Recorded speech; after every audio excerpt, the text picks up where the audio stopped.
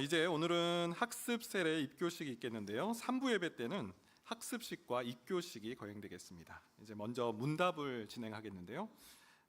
학습을 받으시는 우리 세 분, 김상민 성도님, 박성훈 성도님, 오유리 성도님 자리에서 잠깐 일어나 주시겠습니다.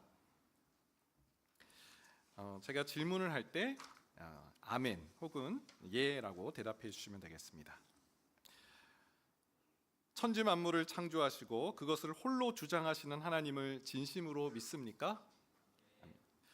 예수님은 우리의 죄를 대신하여 십자가에 못 박혀 죽으신 구주이신 것을 믿습니까? 하나님의 말씀인 성경을 힘써 배우며 그 말씀대로 살기 위해 힘쓰겠습니까? 네.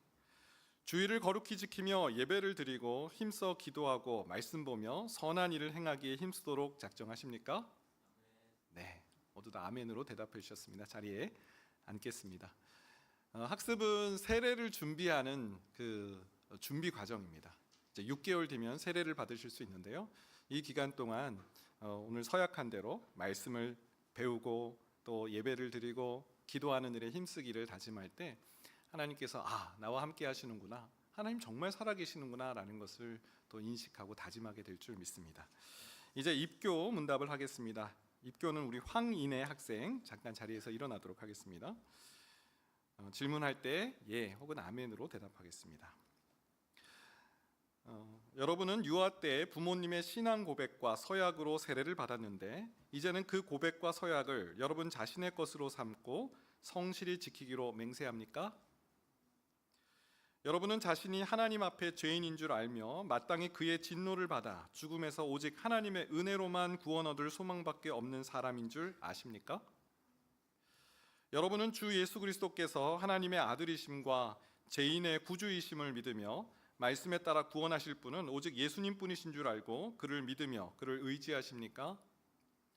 여러분은 지금 오직 성령의 은혜에 의지하여 그리스도를 좇아 모든 죄를 버리고 그의 가르침대로 살기로 작정하십니까?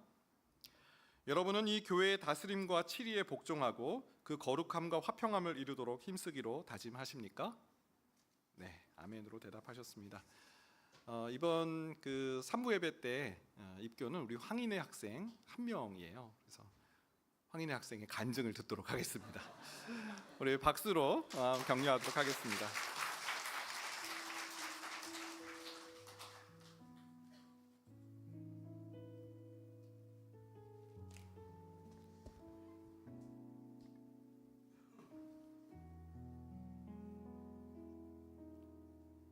안녕하세요. 저는 이번에 입교를 하게 된 황인혜라고 합니다.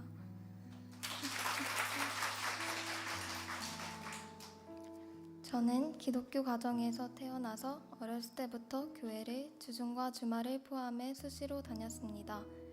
제가 교회를 가기 싫더라도 귀찮더라도 부모님은 항상 저를 교회로 이끌고 가주셨습니다. 처음에는 제가 왜 이 자리에 있어야 되는지, 왜 내가 가기 싫은 교회에서 나의 시간을 쓰고 내가 보고 싶지 않은 것들을 보며 앉아 있어야 되는지 의문이 들었습니다.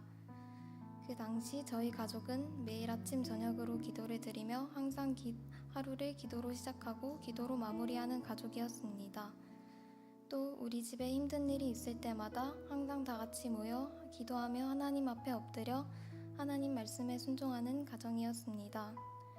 이렇게 하나님 앞에서 순종하는 부모님을 통해 우리 가정의 문제마다 응답해 주시며 우리의 문제를 늘 해결해 주시는 하나님의 위대한 계획을 보며 저는 당연히 하나님이 살아계시고 우리와 함께 하신다는 것을 자연스럽게 믿을 수밖에 없었습니다. 하지만 순수하게 하나님을 믿었던 유치원 시기를 지나 자라면 자랄수록 모든 기독교 가정이 우리와 우리의 가정과 같지 않다는 것을 알게 되었습니다. 모두 하나님 앞에 모여서 뭉쳐 공동체 생활을 해야 한다는 하나님의 말씀이 당시에는 전혀 이해되지 않았습니다. 하나님의 말씀을 보며 자랐다는 나의 또래 친구들은 전혀 하나님과 관련 없이 살았다는 듯이 다른 친구들을 왕따시키고 괴롭히고 무시했습니다. 어른들도 다를 것이 없었습니다. 서로 편가르기를 하고 서로를 위해 기도해주기는커녕 뒤에서 험담하고 앞에서는 아무 일 없다는 듯이 웃는 모습에서 왜 하나님이 저런 사람들을 구원해야 하고 싶어 하는지 괜히 짜증이 났습니다.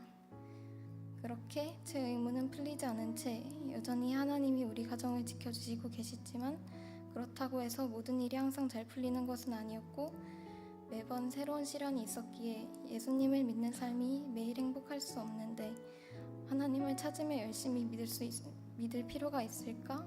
그냥 그렇게 하나님을 어릴 때보다 덜 찾으며 초등학교를 졸업했습니다.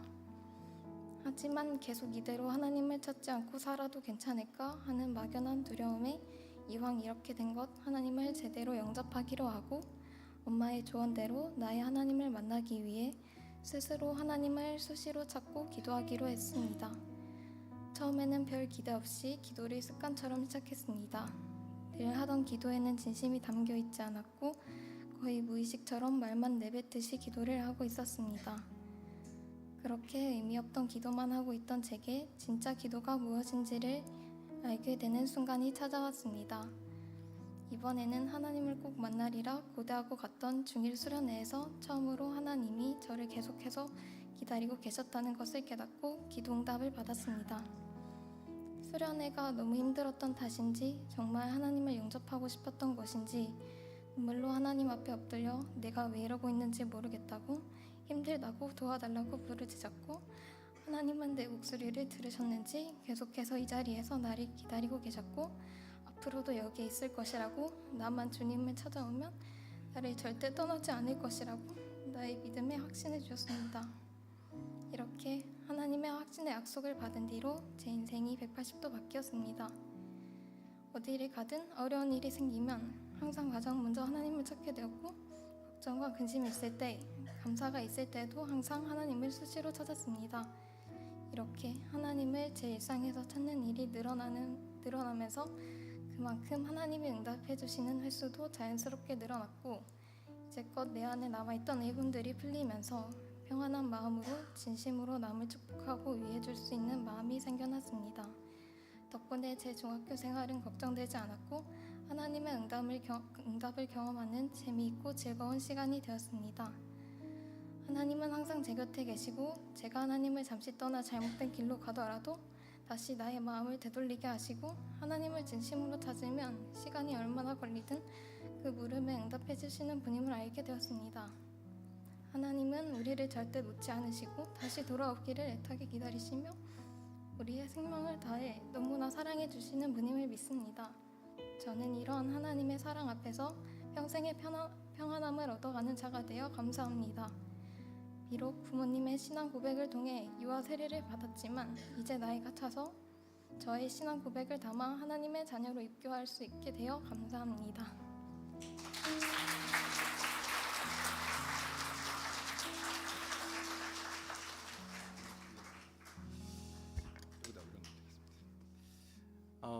우리 입교하는 우리 황인혜 학생을 축복하면서 찬양을 한 곡 했으면 좋겠습니다. 이제 하나님을 잊지 않고 살겠습니다. 나는 이제 하나님의 사람으로 살겠습니다. 늘 기도하며 살겠습니다. 이 다짐과 서약이 잘 지켜질 수 있도록 하나님 은혜 베풀어 주세요. 하나님, 저는 저 학생을 잘 모르지만 그렇게 간절히 하나님을 부르짖고 이제 새롭게 살기로 다짐하는 그 결심이 너무 하나님 기뻐하실 거라 생각합니다. 우리 이 학생을 지켜주시고 보호해주세요. 우리의 마음을 지켜주시고 보호해주세요. 그 마음 담아서 하나님은 너를 사랑하는 자, 지키시는 자 1절 찬양할 때 우리 이내 학생 가족 또 다락방 나와서 같이 축복해 주시겠습니다. 하나님은 너를 지키시는 자, 하나님은 너를 지키시는 자, 너의 와우편에 그늘 되시니 낮의 해와 밤의 달도 너를 해치 못하니 하나님은 너를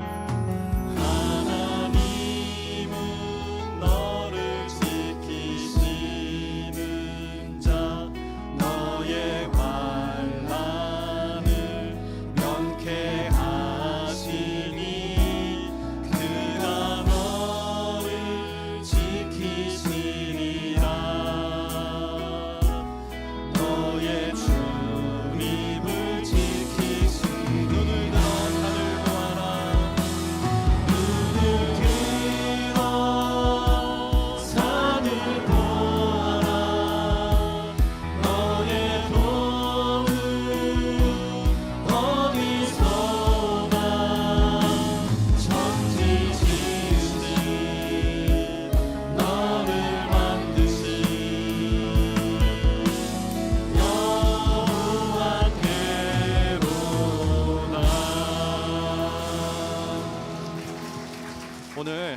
잠깐 자리에 계시고요. 오늘 입교와 또 학습을 받으시는 분들 축복하면서 기도하겠습니다. 학습 받으시는 김상민 형제님, 박성원 형제님, 오유리 자매님, 그리고 오늘 입교를 받은 황인혜 학생. 하나님, 이 얼마나 놀라운 일입니까? 하나님께서 어떻게 우리의 마음을 바꾸어 주셔서 이 많은 사람들 앞에서 나는 그리스도인입니다, 나는 예수님 말씀대로 살아가는 하나님의 사람이 되겠습니다라는 결단의 고백을 올려드릴 수 있겠습니까? 하나님, 이것은 전적으로 하나님이 살아계시다는 증거이며 하나님이 우리를 붙드시고 하나님께서 우리의 삶을 지키시고 보호해 주신다는 증거인 줄 믿습니다. 하나님, 오늘 이 많은 사람들에게 이 믿음의 증거를 한 학습 또 입교자들에게 하나님의 긍휼, 하나님의 자비, 하나님의 은총이 항상 흘러넘치는 복된 삶이 되게 하여 주옵소서. 우리 마음 담아서 함께 중보하며 도구하며 기도하겠습니다. 기도하시겠습니다. 하나님, 감사합니다. 오늘 학습을 받는 우리 김상민, 박성훈, 오유리 성도님, 또 입교를 받는 황인혜 학생을 위해 축복하며 기도합니다. 하나님은 너를 지키시는 자다. 하나님은 너를 보호하시는 자다. 모든 환난에서 너를 면케하여 주시고 낮에 해도 밤에 달도 너를 삼지 못하게 할 것이다. 하나님이 지금도 살아계셔서 그 당신의 사랑하는 백성들을 보호하고 계심을 지키심을 단 한시도 잊지 않는 믿음의 종들이 되게 하여 주옵소서. 오늘 황인혜 학생, 이렇게 이 많은 사람들 앞에서 나는 이제 하나님의 사람입니다, 나는 이제 다른 곳에 가지 않겠습니다, 나는 주님과 동행하는 삶을 살 것이며 나는 어디에 있든지 하나님을 위해서 살아가겠습니다라는 이 결단과 서약이 하나님 주님의 뜻 가운데 지켜지고 이루어질 수 있도록 도와주시옵소서. 학습을 받는 우리 김상민, 박정원, 오유리 성도님, 하나님 6개월 뒤에 이 자리에 서서 또 세례교인으로서 하나님 그리스도의 옷을 입는 하나님 귀한 하나님의 성도들로 세워지는 은총을 베풀어 주시옵소서. 세일하신 하나님을 믿습니다. 주여 도와주시옵소서. 좋으신 하나님, 오늘 입교를 받는 우리 황인혜 학생 축복하며 기도합니다. 하나님, 어렸을 때 부모님의 신앙을 쫓아 예배드리는 것, 예수님 믿는 것이 너무 당연하고 익숙했지만, 하지만 학교에서 친구들의 모습을 보고 또 세상 사람들의 모습을 보고 심지어 교회 안에서의 또 이렇게 참 마음 아픈 그런 일들을 볼 때 그 믿음과 신앙이 흔들리고 또 쓰러질 때도 있었지만, 하나님, 이 자매의 마음속에 내가 이렇게 살면 안 돼, 난 하나님을 믿는 사람이야 라는 그 다짐과 서약을 다시 기억하게 하시고 주님 앞에 나왔을 때 그 수련회 가운데 하나님께서 이내 자매를 만나주시고 하나님의 살아계심과 하나님이 사랑하심을 깨닫게 하여 주셔서 오늘 이 입교의 자리까지 인도해 주셨는데, 하나님, 우리 모두를 그렇게 하나님께서 이 자리에 불러주신 줄 믿습니다. 내 평생에 주님을 노래하며 이제 주님과 동행하는 복된 삶으로 나아가는 걸음걸음 되게 하여 주옵소서. 오늘 학습을 받는 김상민, 박성훈, 오유리 성도님, 하나님 동일한 은혜를 베풀어 주시고 6개월 뒤에 이 자리에서 세례 교인으로서 주님께서 세례를 받으셨을 때 성령이 비둘기같이 내리고 하늘에서 음성이 들려서 내 사랑하는 자다, 내 기뻐하는 자라는 음성이 들렸던 것 같은 그런 기쁨을 기대하고 고대하게 하여 주옵소서. 예수님의 이름으로 기도합니다. 아멘. 우리 박수로 격려하도록 하겠습니다.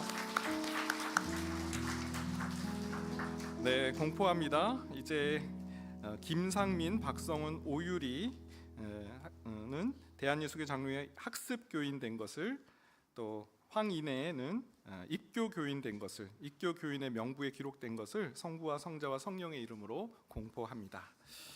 이제 하나님 말씀 봉독하겠습니다. 오늘 주시는 말씀 갈라디아서 3장 26절에서 29절 말씀입니다. 다 같이 일어나셔서 말씀 봉독하겠습니다.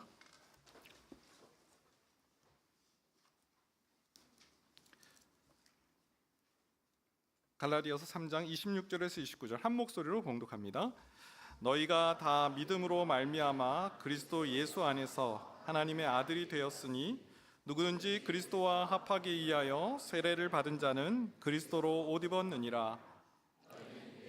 헬라인이나 종이나 자유인이나 남자나 여자나 다 그리스도 예수 안에서 하나이니라.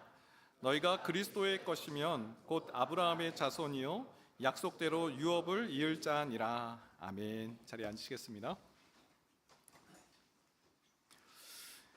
우리나라 속담에 옷이 날개다라는 속담이 있습니다.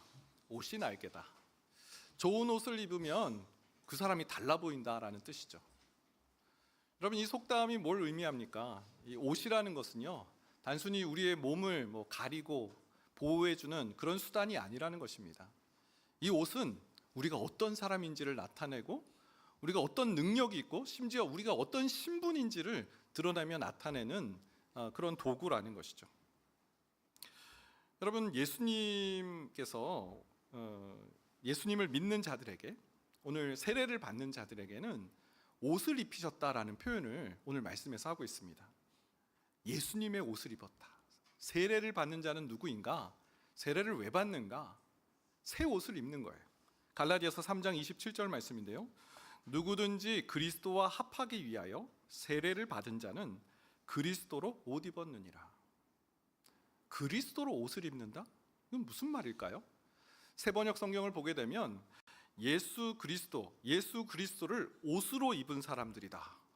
아니, 이건 또 무슨 말일까요? 그리스도로 옷을 입었다. 예수 그리스도를 옷으로 입었다. 여러분, 이 표현은요, 사도 바울이 아주 즐겨서 사용하는 표현입니다. 이런 표현들이 많이 나와요. 로마서 13장 12절 말씀 보면 밤이 깊고 낮이 가까웠으니 그러므로 우리가 어둠의 일을 벗고 빛의 갑옷을 입자. 믿음의 사람들은 밤이 깊고 낮이 가까웠다. 그러므로 이제 우리는 어둠의 일을 벗어버려라. 어둠의 일을 벗고 빛의 갑옷을 입자. 어둠의 옷을 벗는 거예요. 그리고 빛의 갑옷을 입는 거예요. 에베소서도 마찬가지인데요. 에베소 4장 22절에서 24절, 너희는 유혹의 욕심을 따라 썩어져가는 구습을 따르는 옛사람을 벗어버리고, 뭘 벗는데요? 썩어져가는 옛사람의 옷을 벗어버린다. 뭘 입는데요? 오직 너희의 심령이 새롭게 되어 하나님을 따라 의와 진리의 거룩함으로 지으심을 받은 새 사람을 입으라.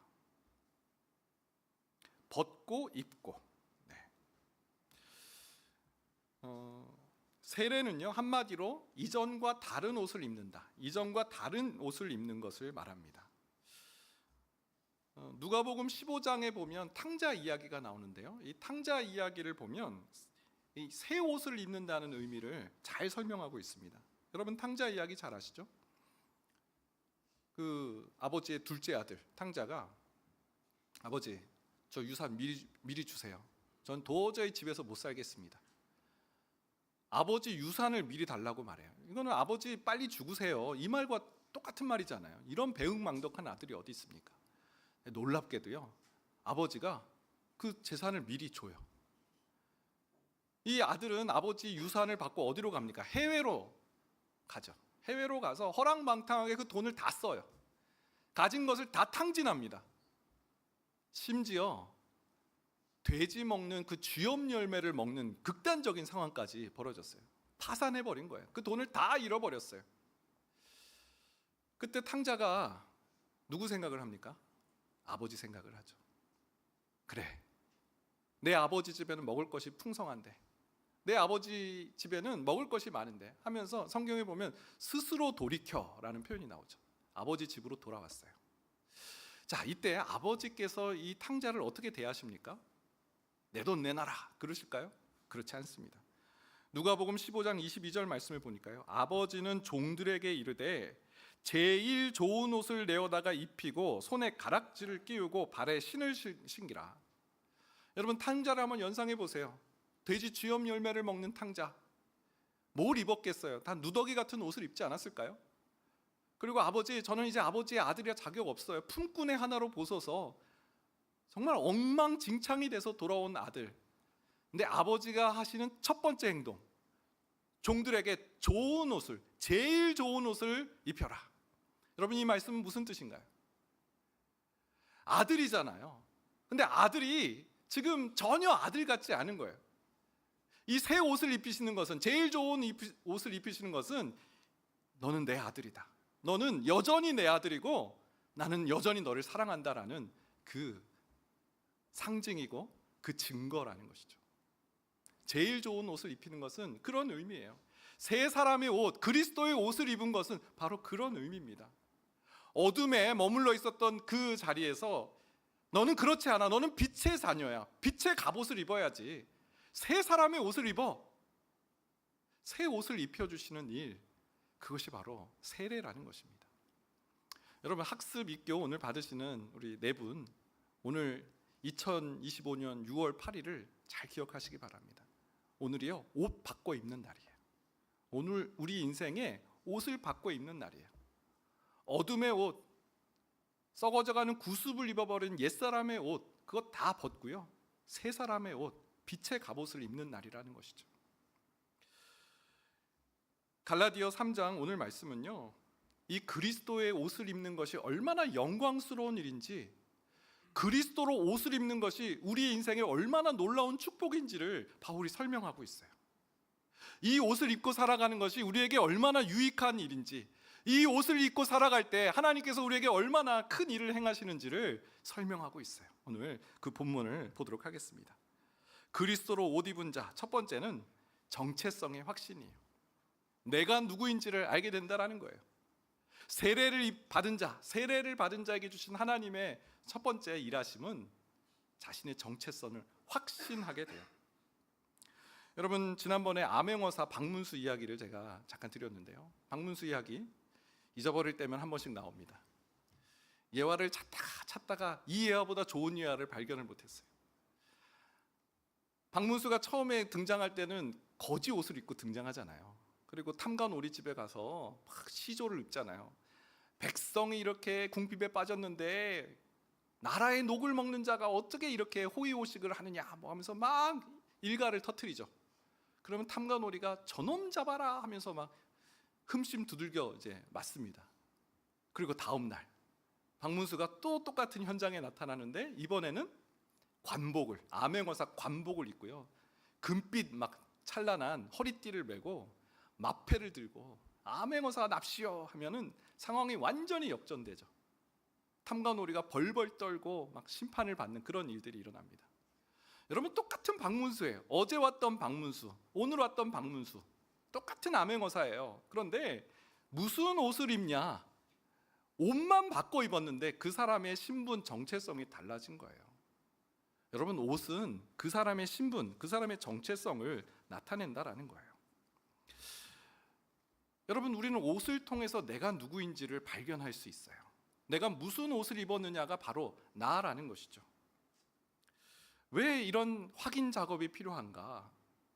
왜 예수 그리스도의 옷을 입는 것이 필요한가? 우리는 예수의 사람임에도 불구하고 내가 예수님의 사람인지 아닌지를 혼란스러워하고 오해하고 헷갈릴 때가 많다라는 거예요.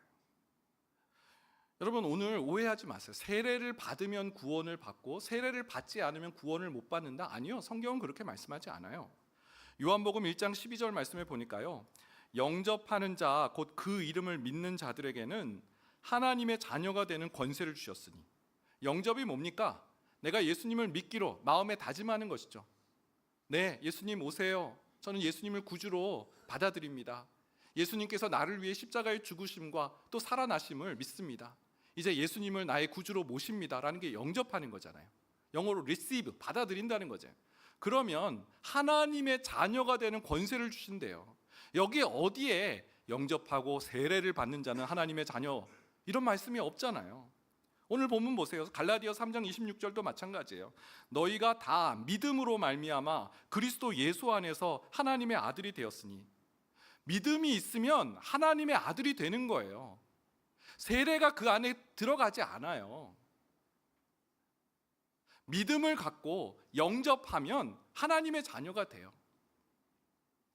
그러면 세례가 왜 필요한가? 세례는 왜 받는데요? 하나님의 구원이 우리에게 임했음에도 불구하고 그걸 우리가 확신하지 못하기 때문에 그래요.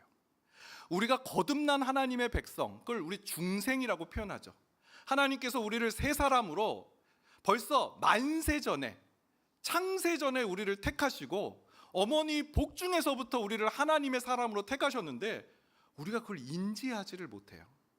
요한복음 3장을 보게 되면 예수님과 니고데모의 대화가 나옵니다. 바로 이 중생, 거듭남에 대한 그 대화를 나눠요.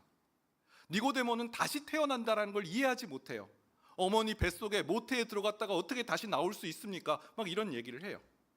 그때 예수님께서 이 거듭남, 중생, 새 사람이 되는 것에 대해 설명하시면서 이런 말씀을 주세요. 요한복음 3장 8절인데요. 바람이 임의로 불매 내가 그 소리는 들어도 어디서 와서 어디로 가는지 알지 못하나니 성령으로 난 사람도 다 그러하니라. 바람이 어디서 와서 어디로 가는지 우리 몰라요. 기상청도 모릅니다. 틀려요. 네. 마치 우리가 이 중생한 것도 그와 마찬가지라는 거예요. 성령으로 거듭난 것 역시 우리가 이 신비를 다 이해하지 못한다는 거예요. 하나님의 구원이 몇 날 몇 시 우리에게 임했는지를 우리는 몰라요. 여러분, 그래서 우리가 함부로 다른 사람 구원 받았느니 구원 못 받았느니 이런 말 할 수 없어요. 이 성령의 거듭남은, 하나님의 구원은 하나님의 일, 하나님의 역사예요. 우리가 그것을 다 인지하지 못해요. 하나님은 구원자이시고 하나님은 하나님의 때에 하나님의 구원을 이루신다. 우리는 이걸 믿어요. 근데 막 구원파회 같은 데서는 몇 날 몇 시에 구원받았냐, 그거 모르면 구원받는 거 아니다, 뭐 이런 얘기를 하는데 그렇지 않아요. 성경은 그렇게 말씀하지 않아요. 자, 그러면 세례는 왜 받는가? 세례는 이 흔들리는, 언제 구원이 우리에게 임했지? 하나님께서 나를 과연 구원하셨는가? 나는 하나님의 백성인가? 하나님이 살아계시기나 하는 건가? 하나님이 나를 사랑하신다고 그걸 어떻게 믿지? 이렇게 흔들리는 우리를 붙잡아 주시는 증거라는 거예요. 여러분, 이스라엘 백성들 보세요. 홍해를 가르셨어요. 10가지 재앙으로 바로의 군대를 멸하셨어요. 만나와 메추라기로 매일매일 먹이시고 입히셨어요. 하나님이 살아계시다는 증거잖아요. 그런데 3일 물이 없으니까 그들이 하는 말, 하나님이 계신가 안 계신가 하더라. 그 지명이 무리바 마사라고 하잖아요. 하나님 계셔? 하나님이 계시다면 어떻게 이런 일이 있을 수 있어? 여러분, 우리는요 이렇게 믿음이 흔들려요. 어떤 영적 체험을 한다 할지라도 우리가 하나님의 임재를 매일매일 생각하고 묵상하고 훈련하지 않으면 어떤 기적적인 체험을 하더라도 우리 믿음 지키는 거 어려운 일입니다. 세례는요 바로 내가 구원받은 하나님의 백성임을 증거하는 표징이에요. 세례 받음은 구원을 받기 위해 세례를 받는 것이 아니라 이미 하나님의 백성, 믿음으로 말미암아 하나님의 아들, 하나님의 자녀 된 것을 증거하는, 보여주는, 예표하는 사건이라는 거예요. 그래서 우리는 내 신분, 내 정체성을 이 세례를 통해서 재확인할 수 있다는 거예요. 마르틴 루터 이야기를 좀 하겠습니다. 마르틴 루터는 종교개혁가죠. 네. 마르틴 루터는 원래 법학도였습니다. 법학을 전공하는 사람이었는데 신학을 하는 사람이 아니었어요. 근데 어느 날 친구와 같이 길을 걸어가고 있는데 그날 날이 갑자기 어두워지더니 번개가 내려가지고 바로 옆에 있던 친구가 번개에 맞아 죽은 거예요. 얼마나 놀랬겠어요? 마틴 루터가 하나님께 서원 기도를 합니다. 하나님, 저를 살려주신다면 제가 수도사가 되겠습니다. 하나님의 일을 하는, 복음을 전하는 사람이 되겠습니다. 그래서 살아나서 법 공부를 때려치고 이제 신학을 공부하게 됩니다. 하지만 그 트라우마가 여전히 그를 괴롭혔어요. 나도 언제 저렇게 벼락 맞아 죽을지 모른다. 내 친구가 죽은 것처럼 나도 언젠가 죽을지 몰라. 그래서 조그만 죄에도 막 불안해하고 두려워하고 구원의 확신이 없었어요. 고해성사시를 들락날락하면서 저는 죄를 지었습니다. 저의 죄를 고백합니다. 그런데도 이 마음의 불안과 두려움이 풀리지를 않은 거예요. 그런데 마르틴 루터가 세례를 받고요 달라졌어요. 이런 말을 하기 시작합니다. 그를 괴롭히는 죄책감이 계속해서 밀려오고 죄의 유혹과 절망감이 밀려올 때마다 나는 세례를 받았다, 나는 세례받은 사람이다, 나는 하나님의 자녀 된 것이 확실하다라는 사실을 계속해서 되뇌었다라는 거예요. 여러분, 이것은 놀라운 일입니다. 내가 누구인지를 아는 것, 나는 하나님의 자녀다, 이 사실은 변하지 않는다, 이 사실은 분명하다, 하나님이 나를 지키시고 하나님이 나와 함께 하신다는 사실은 불변하는 법칙이다라는 이 고백. 여러분, 지금도 얼마나 많은 사람들이 내가 누구인지를 막 찾아 헤매잖아요. 나는 어디로 가고 어디서 왔고 어디로 가는가. 주변에 있는 사람들은 야, 그냥 너 마음 가는 대로 살아, 너 하고 싶은 거 해, 그러면 그게 되는 거야, 그게 인생이야 라고 말합니다. 여러분, 그게 답이 되나요? 여러분, 이런 말을 들으면 그래, 이제 내가 하고 싶은 거 하고 살아가야 되겠다. 하고 싶은 게 맨날 바뀌어요. 어느 날 이건 줄 알고 달려갔는데 이게 아니야 보니까 또 다른 것을 찾아요. 여러분, 상대주의, 이 포스트 모더니즘 시대에는 이 허약한 세계관이에요. 진리를 인정하지 않아요. 모든 것은 상대적이다. 둘 중에 하나 좋은 거 선택하면 된다라고 말하는 이 세계관을 우리가 어떻게 따를 수 있겠어요? 또 좋은 게 나타나면 또 흔들리는데요. 또 다른 게 나타나면 모두 이건가 하고 달려갈 텐데요. 여러분, 진리를 안다라는 것은 우리에게 큰 복입니다.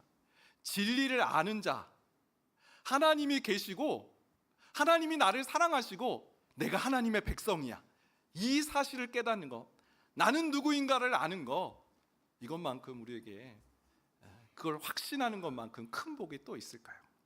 오늘 학습 세례 입교를 받는 우리 한 분 한 분, 내가 누구인지 그리스도로 옷 입었다라는 것은 누가 보더라도 나는 예수님의 사람, 예수 그리스도로 옷 입은 사람은 예수 그리스도와 함께하는 사람임을 나타내며 증거하는 사람입니다. 내 자신을 잃어버리지 않고 내 자신이 누구인지를 계속 되뇌이면서 그리스도인으로 살아가는 성도 되시길 축원드립니다. 두 번째는 예수님과의 연합이에요. 세례를 받은 자에게 하나님께서 주신 축복은 주님과의 연합입니다. 연합. 여러분, 옷을 한번 떠올려 보세요. 다 지금 옷 입고 계시잖아요. 옷은요, 우리 몸에 우리와 가장 가까이 붙어 있는 소지품이죠. 옷만큼 우리와 친밀한 그런 소지품이 있을까요? 옷은 우리 자신과 친밀함을 드러내요. 우리와 붙어 있고 연합되어 있음을 상징해요. 그래서 바울은 세례를 받은 자를 예수 그리스도로 옷 입었다. 27절 말씀인데요. 누구든지 그리스도와 합하기 위하여 세례를 받은 자는 그리스도로 옷 입었느니라. 자, 방금 세례를 받은 자는 그리스도로 옷 입었다라고 말씀하고 있어요. 그 목적이 있을 거 아니에요. 왜? 무엇을 위해서 세례를 받고 그리스도로 옷을 입는가? 그 앞구절을 봤더니 그리스도와 합하기 위하여, 누구든지 그리스도와 합하기 위하여. 합한다라는 것은 바로 연합한다라는 거죠. 주님이 내 안에 거하고 내가 주님 안에 거하는 그 합함, 연합이 바로 세례를 받는 자, 그리스도로 옷 입은 자에게 일어나는 결과이고 또 열매라는 거예요. 여러분, 이 예수님과의 연합이 세례라는 이 대목에서 어떤 신학자는 세례는 그래서 결혼식이다라고 그렇게 설명해요. 결혼식을 연상하면 세례의 의미를 더 잘 이해할 수 있다는 거예요. 여러분, 결혼이 뭡니까? 결혼은 성경에서 남자가 부모를 떠나 여자와 한 몸을 이루는 것이 결혼이라고 말하잖아요. 남자와 여자가 한 몸을 이루는 것, 연합이 결혼이라고. 하나님께서 결혼을 디자인했을 때 두 사람이 함께 이제 연합하며 살아가라라는 것이 결혼의 하나님의 목적인 것이죠.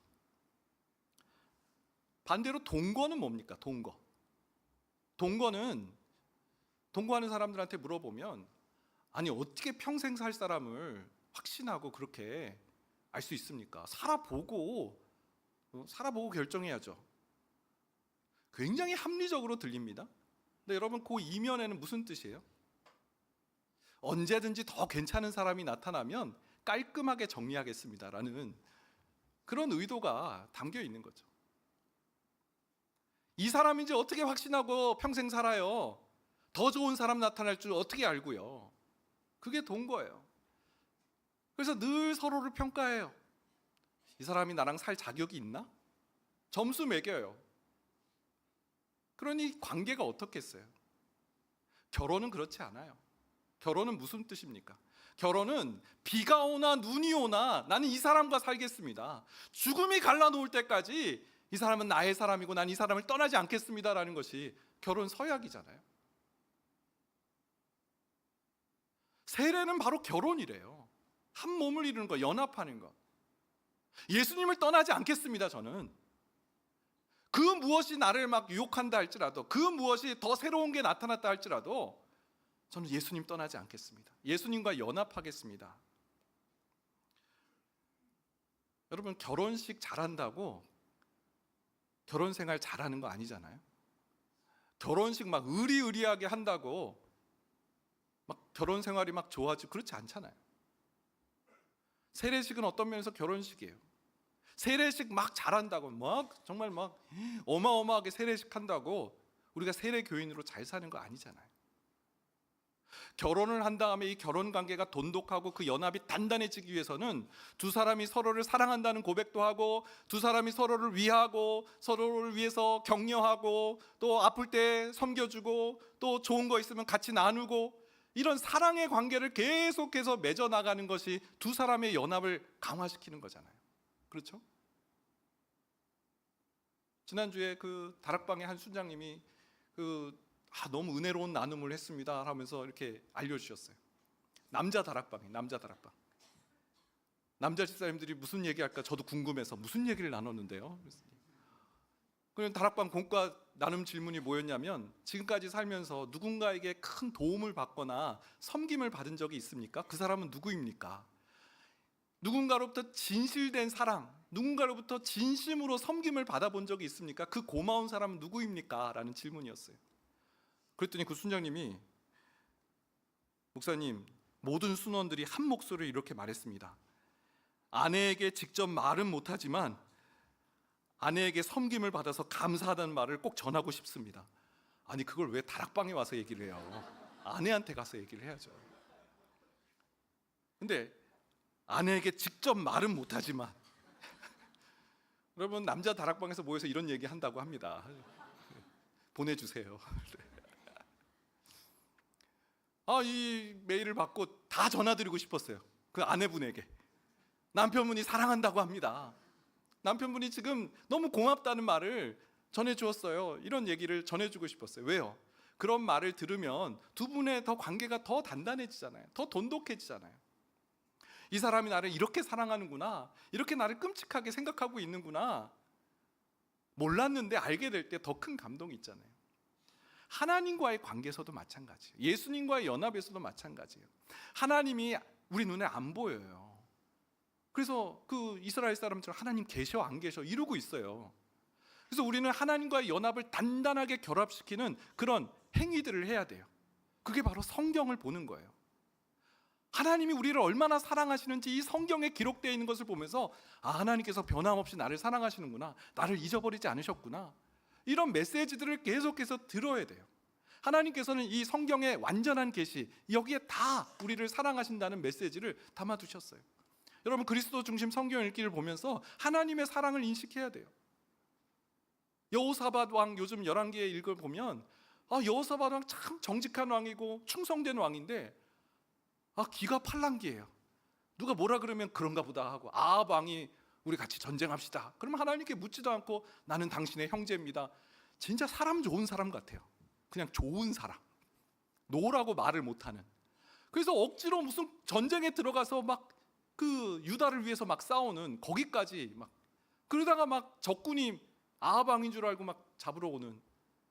근데 하나님께서 그런 팔랑귀 여호사밧 왕을 지키시고 보호해 주시는 그런 과정들. 이 단점 많은 이 인생을 하나님께서 보호하고 지켜주신다는 이 사랑의 메시지, 버리지 않으신다는, 우리의 약점에도 불구하고 하나님 여전히 사랑하신다는 메시지를 우리는 성경을 보면서 알게 되는 거예요. 마태복음 3장 17절을 한번 볼까요? 하늘로부터 소리가 있어 말씀하시되 이는 내 사랑하는 아들이요 내 기뻐하는 자라 하시니라. 여러분, 이 말씀 주목해 보세요. 이 말씀은 예수님께서 세례를 받으실 때 하늘로부터 들린 소리예요. 이는 내 사랑하는 아들이요 내 기뻐하는 자다. 이는 내 사랑하는 아들이요 내 기뻐하는 자다. 여러분, 예수님께서 이 하늘로부터 오는 성부 하나님의 음성을 듣고 얼마나 그 마음이 용기를 얻으셨을까요? 오늘 세례, 오늘 입교, 또 학습을 받으시는 우리 네 분, 이는 내 사랑하는 아들이요 내 기뻐하는 자라. 주님께서 오늘 그렇게 부르시고 또 인도하시는 줄 믿습니다. 오늘 이미 세례를 받았고 또 세례를 기다리고 계시는, 사모하는 우리 모든 예배자에게도 오늘 말씀을 통해서 이는 내 사랑하는 아들이요 내 기뻐하는 자라라는 음성을 듣는 모든 예배자 되시기를 축원드립니다. 마지막 세 번째예요. 세례를 받는 자에게 주시는 또 하나님의 축복, 동역자를 주신다는 거예요. 세례는 이렇게 유익해요. 여러분, 우리 인생에 같은 방향을 보고 한 방향을 같이 갈 수 있는 그런 동역자, 친구를 만나는 것만큼 큰 복이 있을까요? 내가 가고자 하는 길을 그래, 나도 같이 가 하면서 옆에서 같이 곁을 지켜주는 그런 친구를 만나는 거, 여러분, 그건 큰 축복이죠. 여러분, 이 동역자를 만난다라는 것은 세상 사람들도 그 중요성을 알아요. 와튼 스쿨의 마케팅 교수 조나 버거라는 사람이 이 동역자가 필요하다, 공동체가 중요하다라는 것을 이렇게 설명하고 있어요. 원자들이 서로 반응하듯이 우리의 모습과 행동은 끊임없이 사회적 상호작용에 반응하면서 만들어진다. 우리의 모습과 행동이 독야청청 나 홀로 잘하는 것이 아니라 끊임없는 상호작용, 원자들이 서로 막 부딪히면서 반응을 하는 것처럼 우리 인간들도 상호작용을 통해서 만들어진대요. 성장하게 된다는 거예요. 또 찰리 존슨이라는 비즈니스 전략가는 이런 말을 했어요. 훌륭한 사람을 만나지 않고 좋은 책을 읽지 않는다면 당신은 5년 후에도 지금 그 모습 그대로일 것이다. 무슨 뜻이에요? 훌륭한 사람을 만나야 된다는 거죠. 좋은 책을 읽으면서 그런 영향을 받아야 우리가 점점 성장한다라는 거예요. 그걸 찾아가야 된다는 것이죠. 그런데 오늘 세례는 그리스도로 옷 입는 것입니다 라는 이 바울의 메시지 바로 다음 구절 보니까 동역자에 관한 이야기를 주고 계세요. 갈라디아 3장 28절 말씀인데요, 너희는 유대인이나 헬라인이나 종이나 자유인이나 남자나 여자나 다 그리스도 예수 안에서 하나이니라. 세례를 받은 자에게는 하나님께서 영적 가족을 주세요. 영적 가족, 이제 새로운 가족을 하나님께서 주신 거예요. 헬라인이나 유대인이나, 여러분, 이건 놀라운 말씀입니다. 세상적인 관계가 아니에요. 여러분, 세상에서는 하나가 된다라고 하면은 어떻게 하나가 될까요? 한 사람이 일방적으로 희생할 때 한 사람이 돼요. 나랑 같이 하나가 되겠다고? 그러면 너도 나처럼 돼. 그러면 내가 너를 껴줄게. 갈라디아서를 보면 이 다른 복음을 전하는 사람들이 그런 말을 했잖아요. 헬라인들이 어떻게 구원을 받느냐? 할례를 받아야 된다. 할례를 받아서 유대인이 돼야 구원을 받을 수 있다. 바울은 그것을 다른 복음이다, 이단이라고 말해요. 오늘 성경을 보세요. 이 그리스도 안에서는요, 헬라인이 유대인 되는 게 아니에요. 유대인도 헬라인 되는 게 아니에요. 마치 삼위일체처럼 성부 하나님, 성자 예수님, 성령 하나님이 독립적으로 존재하지만 일체 하나를 이루신 것처럼 유대인은 유대인으로, 헬라인은 헬라인으로 하나를 이룰 수 있다라는 말씀이에요. 일방적으로 한 사람이 희생해서 다른 사람이 되는 하나됨이 아니에요. 각각의 고유한 은사를 발휘하면서 하나됨을 이룰 수 있다.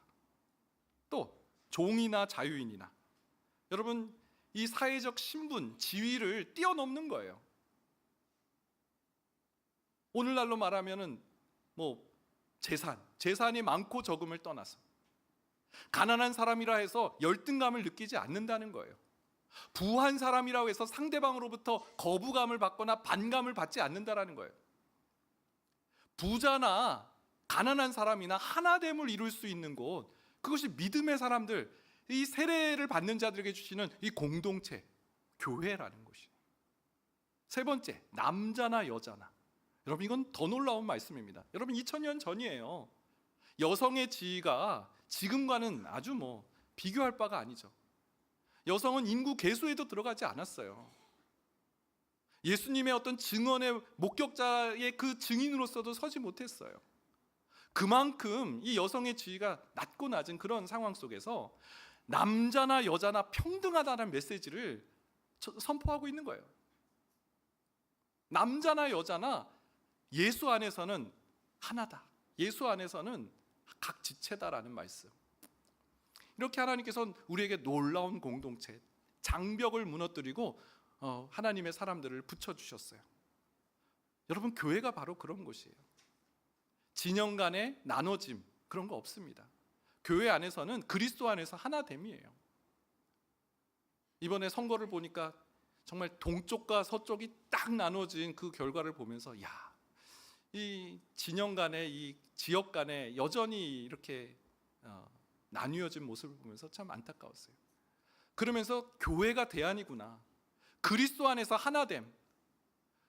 그건 지역이 바꿔서 하나 되는 게 아니에요. 이 지역에 사는 사람이나 이 지역에 사는 사람이나 그리스도 안에서 하나됨을 이루는 것이 바로 교회 공동체라는 거예요. 이게 얼마나 세상에 매력을 줄 수 있는, 세상에 얼마나 놀라움을 줄 수 있는 곳이 교회입니까? 그런 동역자를 우리에게 허락해 주신대요. 그럴 때 어떤 일이 일어납니까? 디모데후서 2장 22절. 또한 너는 청년의 정욕을 피하고 주를 깨끗한 마음으로 부르는 자들과 함께 의와 믿음과 사랑과 화평을 따르라. 여러분, 청년의 정욕을 피하는 것, 이건 나 혼자만의 싸움이 아니라는 거예요. 그래, 참아야지 막 허벅지를 꼬집고 그렇게 해서 청년의 정욕을 피할 수 있는 것이 아니라는 거예요. 더 근본적인 방법은 주를 깨끗한 마음으로 부르는 자들과 함께 의와 믿음과 사랑과 화평을 따르라. 여러분, 함께 할 때 힘을 얻어요. 한번 넘어질 수 있어요. 그러나 바로 일어날 수 있어요. 여러분, 참 다락방 그리고 이런 훈련 공동체 꼭 참여하세요. 너무나 유익이 큽니다.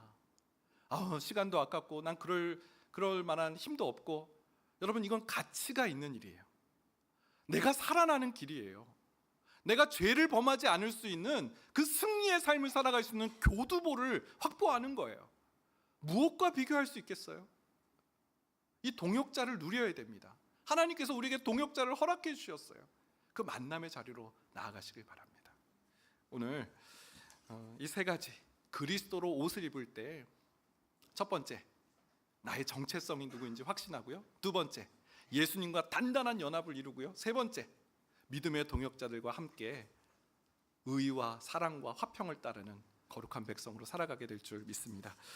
함께 찬양합니다. 힘들고 지쳐 낭망하고 넘어져. 우리 인생에 이럴 때가 얼마나 많이 있어요. 오늘 이 자리에도 너무 힘들다, 이런 한탄으로 예배 오신 분들 계실 줄 압니다. 그때 우리 귀에 들려오는 조용한 목소리, 너는 내 아들이다, 너는 내 기뻐하는 자다. 우리 이 음성 들으면 살아나게 될 줄 믿습니다. 그 마음 담아서 우리 하나님께 이 찬양 올려드리겠습니다. 힘들고 지쳐 낭만하고 넘어져 일어날 힘 전혀 없을 때에 조용히 다가와 손 잡아주시며 나에게 말씀하시네. 나에게 실망하여 내 자신 연약해 고통 속에 눈물 흘릴 때에 못자국 난 그 손길 눈물 닦아주시며 나에게 말씀하시네. 뭐라고 말씀하십니까? 너는 내 아들이라.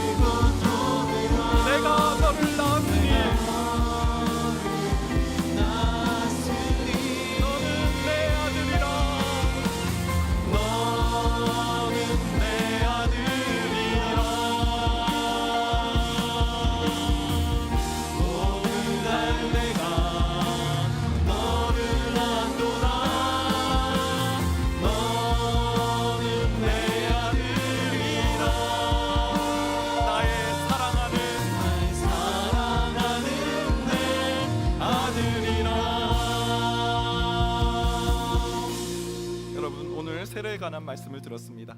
세례는 무엇입니까? 옷을 바꿔 입는 것이라고 하였어요. 예전에 입었던 어둠의 옷, 예전에 입었던 옛사람의 옷, 이 자리에서 벗어버리는 거예요. 그리고 하나님께서 약속하신 빛의 갑옷, 우리에게 새로 지어주신 제일 좋은 옷, 예수 그리스도의 옷, 새 사람의 옷을 입는 시간이 바로 오늘 이 자리인 줄 믿습니다.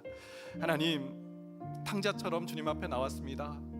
하나님, 자녀임에도 불구하고 세상에서 이리 치이고 저리 치이고 깨지고 아파하면서 이 자리에 왔습니다. 그 아버지께서 제일 좋은 옷을 탕자에게 입혀주신 것처럼 오늘 이 예배 때 하나님, 우리에게 새 옷을 입혀 주시옵소서. 주님, 이제는 그 어둠의 옷, 옛사람의 옷 벗어버리게 하여 주시고 주님과의 단단한 연합을 이루며 내가 누구인지를 깨닫고 믿음의 공동체에서 성장하는 그리스도인으로 살아가게 하여 주옵소서. 우리 주여 한번 외치시고 기도하며 나아가겠습니다. 주여, 하나님, 내가 누구인지 하나님, 우리에게 내 정체성을 깨닫게 하신 걸 감사합니다. 하나님의 자녀로 태어났음에도 불구하고 만세전에 하나님께서 하나님의 백성으로 택해주시고 어머니 복중에서부터 우리를 하나님의 사람으로 인쳐주셨음에도 불구하고 하나님, 강자와 같이 하나님, 우리의 가진 것을 다 탕진하며 살아왔던 우리의 삶이었습니다. 그러나 지금도 포기하지 않으시고 너는 내 사랑하는 아들이다, 너는 내 자녀다, 너는 내 기뻐하는 자라 말씀하시고 그 손을 놓지 않으시는 하나님의 사랑 기억하며 이 자리에 나옵니다. 오늘 특별히 세례식에 주신 말씀을 통해서 하나님, 우리가 세례를 통해 그리스도의 옷을 입을 때 흔들리지 않은 정체성, 내가 하나님의 자녀됨을, 하나님이 나를 기뻐하심을 흔들리지 않는 그 믿음을 갖게 하신다 말씀하신 것을 기억합니다. 주님, 세례를 받을 때 예수님께 말씀하셨던 그 음성이 우리에게도 동일하게 들리게 하여 주옵소서. 주님, 오늘 이 시간에 주님과의 단단한 연합이 이루어지게 하여 주옵소서. 누구든지 그리스도와 합하기 위하여 세례를 받은 자는 그리스도로 옷 입었느니라. 주님, 주님과 합한 자는 줄 믿습니다. 주님, 주님과의 연합을 단단히 이루어가게 하여 주옵소서. 하나님이 우리를 얼마나 사랑하시는지 그 십자가의 사랑을 기억하며 살아가게 하여 주옵소서. 하나님, 우리가 어디에 거듭하는지 하나님의 사랑을 기억하게 하여 주옵소서. 또한 우리 믿음의 공동체에서 그 일을 추진해 나가게 하여 주옵소서. 하나님, 우리의 믿음은 그냥 내버려두는 데 자라지 않습니다. 하나님, 우리가 어디에 거하느냐가 매우 중요합니다. 훌륭한 사람과 함께 거하고 훌륭한 책을 읽지 않는다면 아무런 변화가 없다라는 그 세상 사람들도 알고 있는 것을 왜 우리는 깨닫지 못합니까? 주님, 믿음의 공동체 함께 거하여서 주를 깨끗한 마음으로 부른 자들과 함께 의와 사랑과 화평을 이루는 하나님의 백성들 되시도록 인도하여 주시옵소서. 하나님, 오늘 우리에게 새로운 삶, 새 사람의 옷을 입는 그 거룩한 전환, 그 변화의 삶을 도전해 주심을 감사합니다. 우리가 누구인지를 깨닫게 하시고 우리가 어떤 길로 가야 될지, 예수님과 단단한 연합을 이루는 삶이요, 믿음의 식구들과 함께 의와 화평과 믿음을 따르는 그런 주님의 종들임을 알게 하셨사오니 하나님, 결단하게 하여 주시고 주님, 달려가게 하여 주시고 주님께서 약속하신 이 귀한 은총과 복을 누리는 하나님의 백성들 되게 하여 주옵소서. 특별히 오늘 3부 예배 입교를 받는 우리 학생과 또 세례를 학습을 받는 우리 새 지체들, 하나님 기억하여 주시옵소서. 나는 주님의 자녀입니다. 하나님, 나는 주님의 백성입니다. 하나님이 나를 사랑하시는 줄 고백하며 살아가겠습니다. 그런 하나님 결단과 또 고백이 있게 하여 주옵소서. 이 자리에 함께 나온 모든 주님 예배자들에게도 동일한 은혜와 또 마음과 결단을 허락해 주셔서 이 한 주간 주님과 동행하는 삶의 그 복됨과 귀함과 승리를 경험케 하여 주시옵소서. 지금은 우리 주 예수 그리스도의 은혜와 하나님의 그 크신 사랑하심과 성령님의 인도, 교통, 위로하시는 놀라우신 은총이 그리스도로 옷 입은 자로 살아가기로 마음에 다짐하는 이곳에 모인 모든 주님의 권속들 머리 위에 이제로부터 영원까지 함께 하시길 축원하옵나이다. 아멘.